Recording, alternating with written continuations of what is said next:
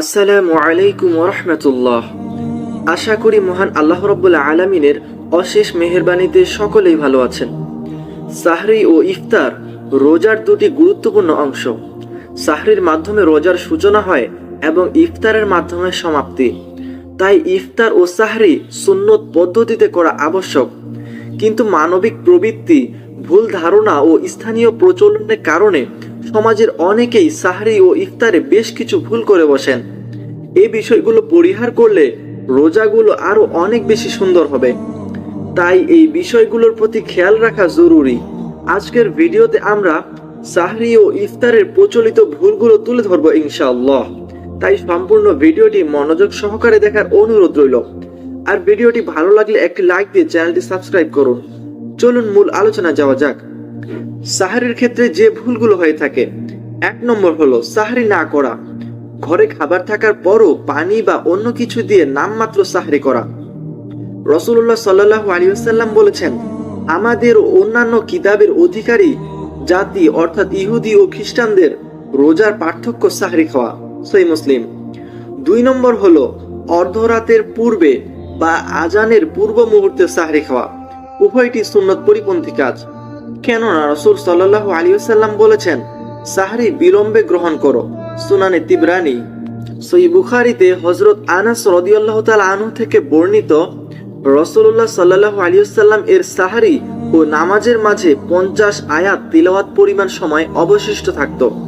আধুনিক যুগের ইসলামিক স্কলারদের মতে 50 আয়াত তারতিল তথা যথা নিয়মে ধীর স্থিরভাবে তিলাওয়াত করতে 20 মিনিট সময় প্রয়োজন হয়। 3 নম্বর যে ভুল আমরা করে থাকি সেটি হলো আজান শোনার পরও খেতে থাকা।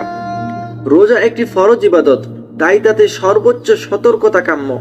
সুতরাং আজান শোনার সাথে সাথে খাবার পরিহার করতে হবে। 4 নম্বর যে ভুল করে থাকি সেটি হলো সাহরিতে অতিরিক্ত খাবার গ্রহণ করা। সাহরিতে অধিক খাবার গ্রহণ করা বান্দাকে রোজার কল্যাণ থেকে বঞ্চিত করে দেয়। যেমন শরীরে আলস্য তৈরি করে, ফলে ইবাদতমুখী হতে পারে না। জৈবিক চাহিদা পায়, অনাহারী মানুষের কষ্ট অনুভব করা যায় না।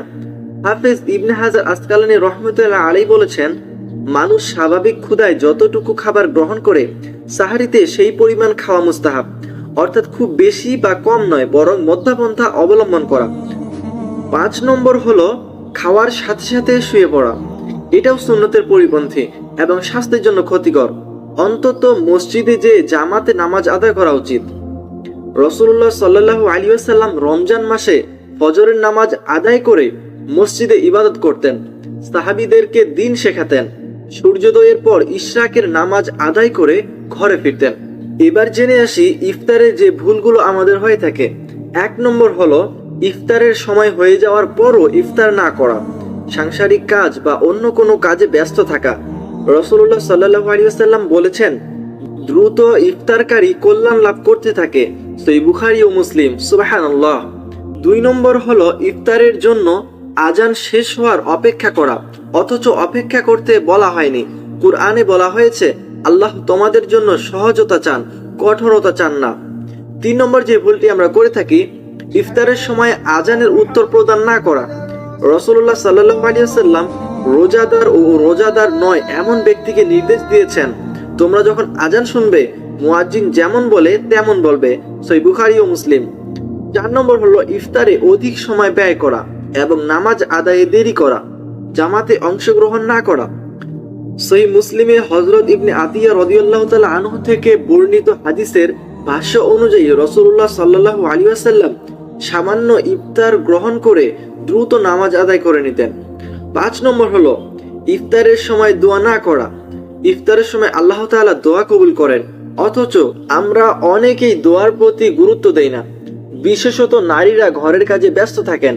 রাসূলুল্লাহ সাল্লাল্লাহু আলাইহি ওয়াসাল্লাম বলেছেন, 3 ব্যক্তির দোয়া আল্লাহ তাআলা ফিরিয়ে দেয় না: পিতামাতার দোয়া, রোজাদারের দোয়া ও মুসাফিরের দোয়া। মুসনাদে আহমদ। অন্যান্য হাদিসে রয়েছে, মাজলুমের দোয়া আল্লাহ তাআলা ফিরিয়ে দেন না। তাই আমাদের উচিত ইফতারের পূর্ব মুহূর্তে মহান আল্লাহ তাআলার কাছে বিশেষভাবে দোয়া করা।